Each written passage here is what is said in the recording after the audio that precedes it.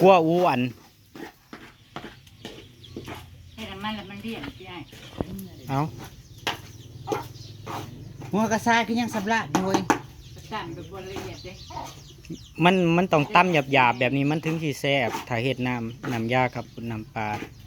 ถ้าปั้นแหลกๆมันสิบ่แซ่บอันนี้ได้บ่ตามบ่เฮือใส่ทำหมอก มาแล้วเฮ้ย มึงเอาไปล้างยังโคกนั่นอ๋อนี่ ไปล้างอย่างนี้เอาตาม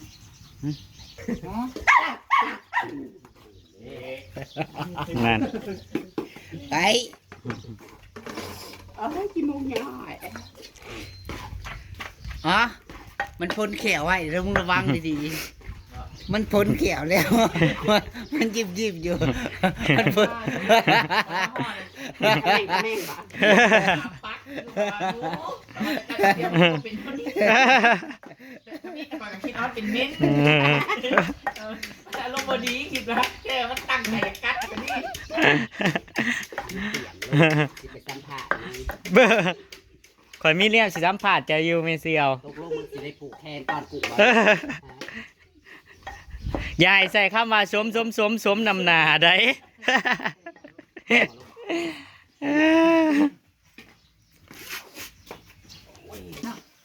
หอมแห้งหอมได้ขนาดบริใส่น้ำมันยังหอม หอมกระชายหอมกระส่ายหอมเครื่องเทศสวัสดีด้วยพี่น้องมันต้องเฮ็ดแบบนี้บ่สูตรมันก็จะแบบนี้แหละเอาแบบแค่มาได้ลายบ่เดี๋ยวเมื่อเดือนก็ยุ่งเกินมากน่ากินตลอดอย่าหายหิวตัวละ3ปีแม่โหโตอย่างนี้ที่มาปลากระป๋องเฮ็ดกระเซ็ดเลยชักมือไปเฮ็ดอยู่เฮือนแล้วนะสาวขอยสิซื้อปลากระป๋องปลานี้เราหมักได้จะเฮ็ดน้ำยาปลานะเนาะสักมือไปเฮ็ดกินอยู่เฮือนวันเห็นตลาดน้อยมาขายอันขอบปุ้นก็ซื้อไว้อีกนี่เด้อกูเฮ็ดน้ำยาป้านี่นะสาวเราเฮ็ดกับเขาวเราบ่เน้นเป็นนัวได้แต่ถามว่าแซ่บบ่ก็แซ่บแต่พอผมระดกเนาะอะลีได้แล้วเฮ็ดกับเขาวเราบ่ได้เน้นเฮานั่นซุมเฮานั่นแม้แต่ตำก็ยังอยากใส่ฮอดรสดีพุคือแม่เสียวมาล่าน่ะตำแล้วใส่ฮอดรสดีพุทำกับข้าวก็ใส่ใจด้วยแล้วมันจะอร่อยเสียบจิบทำคมเสียบจึบจิบต้องใส่ใจทุกขั้นตอนแล้วมันจะอร่อยเลยยายแมนความเจ้าอันนี้นะสาวมันต้องใส่ใจมันถึงสิแซ่บเฮ็ดหยังกันเนาะเจ้าเนื้อมันกระทุกขึ้นมาโอ้ยขนขนาดจะปล่อยให้ไอ้น่ะโคตรเรื่องใส่ใจต้องไปถาม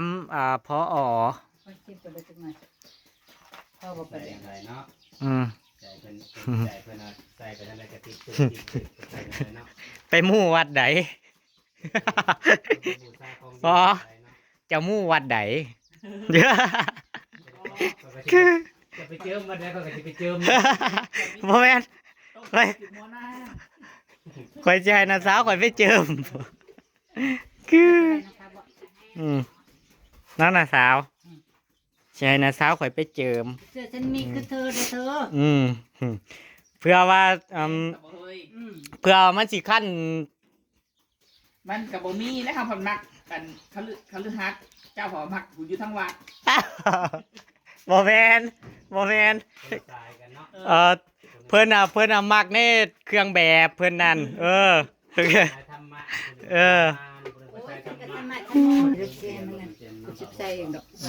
คนขึ้นเบิ่งนะสาว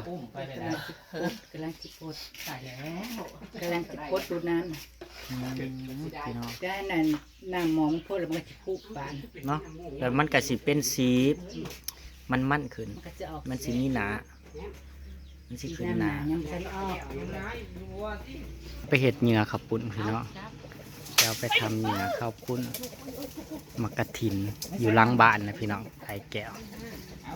5ใครสั่งโผล่ออกมานี่ห่วยมีห้างมึงอยู่ได้หักมาหนึ่งอันนี้ปลา ปลาดอกกระเจียวพี่น้องปลาดอกกระเจียวนี่คือปลาดอกกระเจียวบางไงรูดต้นนางแน่คนปัญญาณเราบ่หอด60ดอกกระเจียวมันแหง เจ้าอยู่มาเนี่ยพวกเขานั่งอยู่นี่เฮ้ย ไอ้ลูกกูเลยอย่างง่ายไปซื้อข่อยไปซื้อข่อยมี เดี๋ยว ไปถึงไปใช้ ไปอย่าง เมื่อหน้าแน่อยากเพื่อนพี่น้องน้ำทายเอาโทษ เราหูได้เฮ้ยอืม ถึงเมื่อหน้าบ่ นี่นั่นเลยเป็นอะไรอยู่ที่เมียง คือเก่าคือเก่า อะไรชื่อกันอยู่ดี คือเก่าจืดจืดโอ้ยกับจืด ว่าคือเก่าคือสิบ่มีหยังคืบหน้านี่อยากบอกว่ามีผัวก็มีผัวมันคือเก่าอยู่บ่ เนี่ยมาเลยได้บ่ เจ้าเชียวเอาเด้อตัวไหนปล่อยตื้อซากันเนาะ เจ้าจมดูรับรองถือแน่นอนเจ้าเว้าดูนี่ หูซึก มาพาไปก่อน หูซึกว่าครูเขานั่น ซื้อแล้วซื้อ เขามาแวหากับครูเขาว่าสั่นก็ ทายไปเรื่อยๆ เคยมียังกันนะครับนี่นะครับพอจะหายไปเนี่ยเขาอยาก ญาติความจริงเปิดเผยก็หันเด้เนี่ย พี่น้องคือว่าเจ้า หันเด้ยับมาหาน่ะสาวข่อยแหละหันเด้ว่าแม่งมันตัวเลยเนาะ รู้สึก คือละสาวเด้อละสาวเจ้าคือละสาวข่อย นานเด้นั่นน้ำเว้ย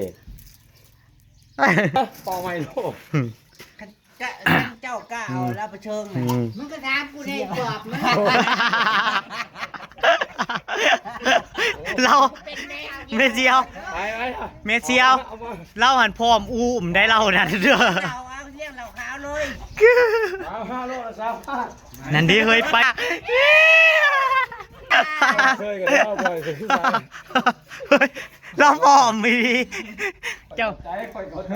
เจ้าคือเป็นงานแท้อายคือ ขอยักอิ่มปุ๊บบ้า ไม่รู้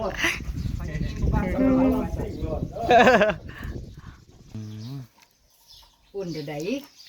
มันพันละลายป่ะมันแข็งอยู่ดิเอาไปเจ้า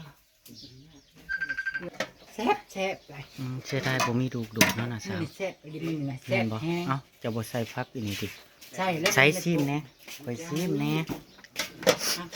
ข่อยอยากซิม นี่พวกแซ่บเจาะน้ำปลาซีเอา บ่ข่อยสิคน ขาดแขน แซ่บขนาดแก้วเว้ย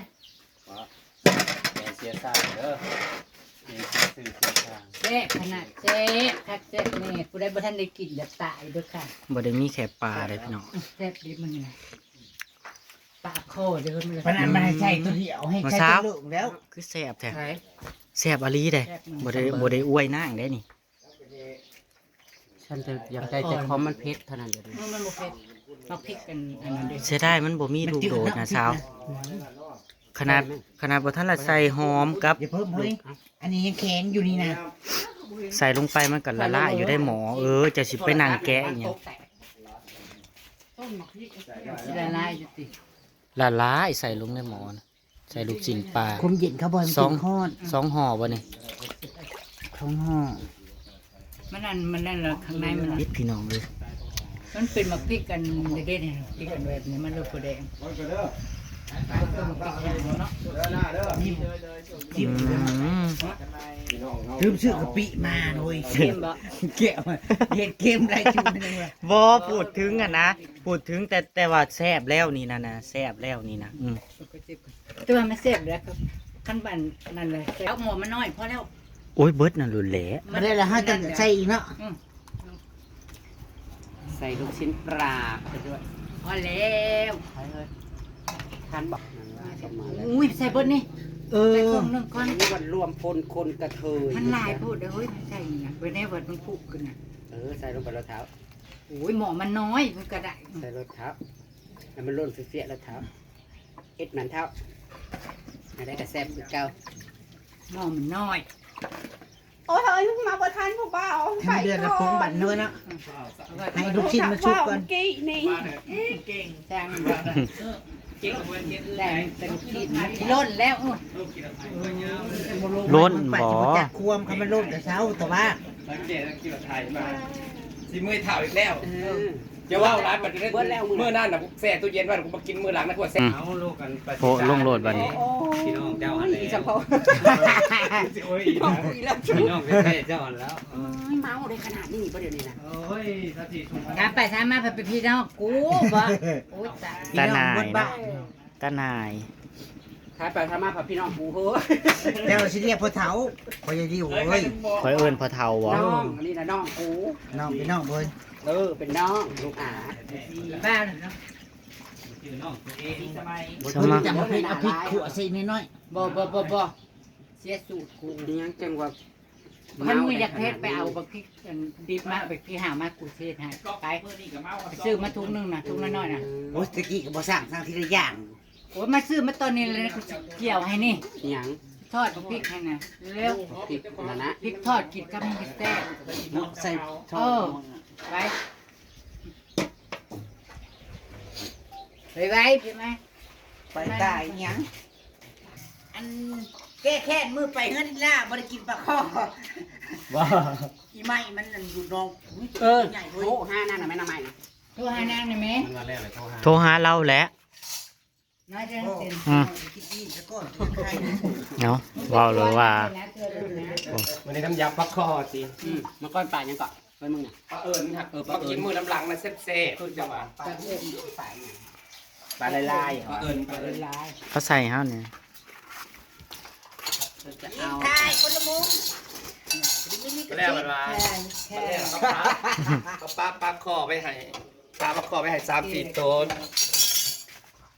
มีแนวเห็ดคั่วแล้วใส่ เสร็จแล้วเสร็จแล้วเสร็จแล้ว แซ่บบ่ มาจักจ้า เอาสอง เฮ้ย พ่อจะกินแล้วนะ เฮ้ย ไม่ได้ ซุ่ม กิน แซ ข้าว ว ลูกอันขนาดบ่ทันได้ขึ้นเฮือนนี่นะเฮ้ยถ้าได้ฮอดมืองานนี่นะเฮ้ย แกน กะพีก็มาเอ็นอุ่นแล้วนี่นะ แกน โอ้ แกนคน เอาเลยพี่แบบมือได้สองคอเลย แกนข้นขนาดเพื่อน แต่ เรา นี่เฮือนเขาที่เป็นสิริมงคล มงคลสิริมงคล เนาะนี่มงคลเมื่อปีมันจะสิริมงคล เออ บ่ได้ทีมเป้งสหันเต็งแน่ เอาอยู่หมาหู บ่อ เอาอยู่ปี เอาปีกับหมักมักกะถิน เอาบ่เดือน เดือนเอาได้ก็เอาอ้าย เอาแตะปี เอา เมียข่อย เอาหลายหลาย เอา เอาอยู่ลูกชิ้น บ่อ เอาอย่างนี้ก็ต้องถามผัวป้าจิบฮู้อยู่ด้วยกันมา2 ปีผัวกินหยังผัวมักอีหยังบ่มักอีหยังนี่สิฮู้ อยากถาม ถาม พี่ เจาะ จ๋า แจ๊ะอุ้ย จับมือใน อ แม่ ยายกู เสียว เป็นเมียเด้อ สิไปถามเลย จับมือในแม่เสียว อย่าชวนไปเก็บกับตัวอยู่โคตรตายได้นี่ว่าเมียเขาจะชวนกันเมื่ออีก กูนี่นะ ว่านี่ก็บริสุทธิ์เนาะเฮ้ยชวนแต่พอเที่ยวยังเก็บพอเที่ยวไม่เมเที่ยวมันก็ยังวางเงินหน่อยแล้ว กินลายรถอายมันจังอี ต้องใช้เข้าไปนะ ก็บ่ได้คือชาไผดา มาเด้อไผอยากก็มาเด้อ ที่ขับแคบหน่อยนึง ไผบ่อยากก็มาไผอยากก็มา แซ่บบ่ แซ่บเลยนะสาว ชวนกูเที่ยวออกโคกกับพ่อ ตัวจีน เรายังบ่ทันผูกหมักทั่ว บอกอย่าชวนกูเที่ยวออกโคกคือเมื่อวานกับพ่อยอ๋อชวนแต่กูเที่ยวออกโคก ตาคอนี่มันละแซ่บดีเนาะเฮ้ยเนาะ เฮ้ยก็ข้ามคืนน่ะแซ่บไปดีย่อมครับ ใช่เย็นใบปิดอะไรบ้าง มันเป็นมือหนึ่งแซ่บแซ่บก็จังหวะ ถ้ามึงจะไปกินแล้วกูจูบเลยนะกูครับ สิลงสตอรี่ก็ ข้ามคืนน่ะต้อง แซ่บบ่แซ่บบ่ แซ่บ บ่ได้ว่าบ่แซ่บตบโลด แรงนะสาว น้ำใจเปื่อยเดียวอยู่ ใหญ่จูสูบก็เลยเท่ามาเฮ็ดนี่เพื่อสิมาได้นี่เนี่ยจูเต็มวัน มื้อนี้จังได้กิน กินถูกพัดออด ลงทุนซื้อป้าตังโลละ180 คุณถามมืองาน เอ้ยหม้อนี่เกือบพันนี่นะเฮ้ยเจ้า ลงทุนหมอนี่เกือบพันบุญปากไปต้องไปได้มากิน ซีมเนี่ยเด้อเฮ้ยเห็นว่าแล้วก็กินก็มีไผเอิ้นกูจักทุกคน ไม่ได้กินขมิ้นเพราะสมัยนั้นก็น้องกี้จัดแจงบ่ได้เปรียบคำเบ้าเพียงกินมาให้นะสวดบัดกู้อันญาติแต่หมู่บ่ได้กินโทมากมาทำวันย่ามกินละบ่เอิ้นคน งานสิบ่ปานนั้นดอกไม้เอา นางโอ้ยน้ำเครื่องหม้อคุณ ท่านได้เครื่องอยู่ น้ำยังบ่ได้เข้า น้ำขี้สิก็มีสิไปเจาะหยังมันบ่ทันมาเอาผ้ามาใส่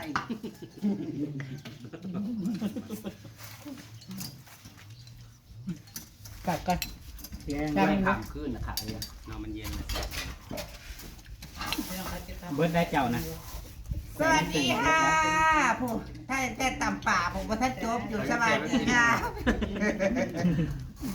สวัสดีเลยสุไอ้บ่นำนี่เฮ้ยคุณไปรวยอยู่ คนทันเลย น้ำยาป้าน้ำยา น้ำผู้ชายก็บ่ได้คนป่านนี้ น้ำมันอยู่ มืองานนี่สิบ่ได้อันหาไม่ใหญ่เจียมให้นำกระปุ้นให้บ่ ได้อยู่ ร้องเลยกันหาต้องหาไปมือ มันดีอย่างหนึ่งเป็นน้ำยาป่า กันไกลจะไปหา มันเสียยากแล้วมันมีการงานบ่เบิดกับบ่เสียแม่นบ่อยู่ได้หลายมื้อน้ำยากะทิน่ะเสียไว้ บ่แม่นอยู่ไหน น้ำยาคนน้ำปลาแดกเลยน้ำคนน้ำปลาแดกคนน้ำปลาแดกน้ำยาป่ามันอยู่ได้โดด อยากเพิ่นคนลาวเลยมันจะเคยเพิ่นน้ำยาปาดนี่โมแม่นเลย นั่งเนาะ แล้วคนกินนี่ก็แซ่บพี่น้องก็ นั่งนั่นเลย ก็มานั่งกินเทิงเบอร์เฮ้ยกูสาดอยู่ที่มั้ย มาแต่เช้าป่านนี้ก็สิเอิ้นขึ้นเฮือน จะหมดขึ้นแล้ว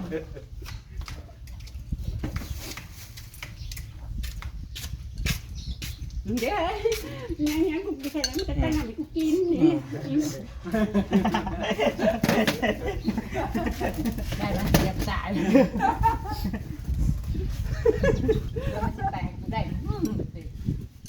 มาแล้วไอ้ที่กู กู ด้ว ได้ ย แล้วเว้ย ตีมาเด็ดมาแล้ว ถ่ายบักเล็กกัน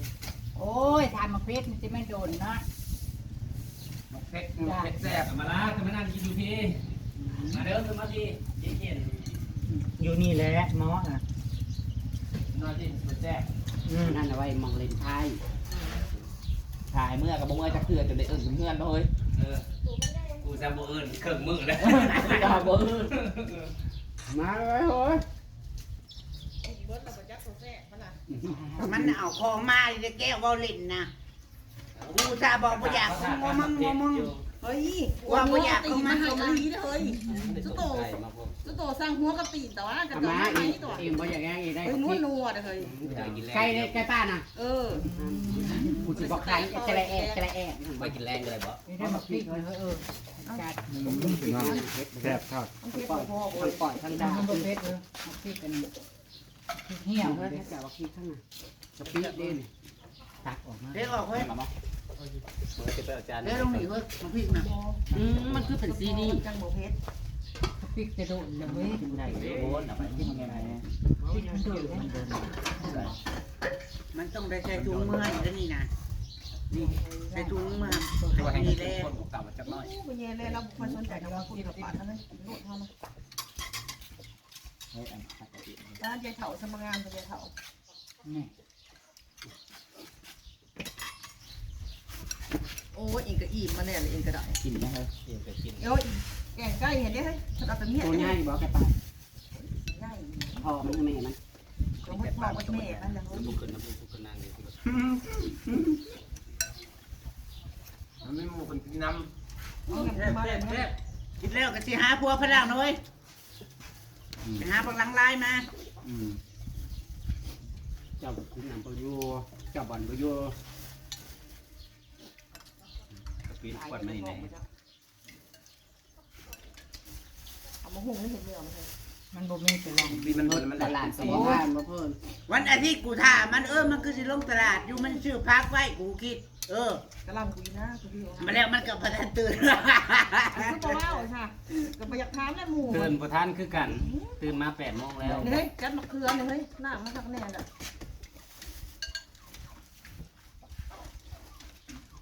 คือมึงชื่อเงิน ปีละนนวัน เขือนี่ต้นหมดแล้วมันลมพัดมันจะแดงเลย จังหวะเขายังบ่พี่จังหวะเขากันอยู่ดี เห็นมึงกินหลายจับละปาง บ่มันอีมัน ไก่เขากินในกว่ามึงกระดาษเนาะ จะเปรี้ยวเพื่อนนั่นนัว โอเค บ่ ราคาจานละ เอาจับหนึ่ง โอ้แล้ว เฮ้ยจะมาเทศ เอาเมื่อวาน หันหน้ามาหันหน้า แต่ มา แกงมาใหม่น่ะเป็นกันมันน่ะ ใส่กะปิแป้งมาสินะเพื่อนมีบ่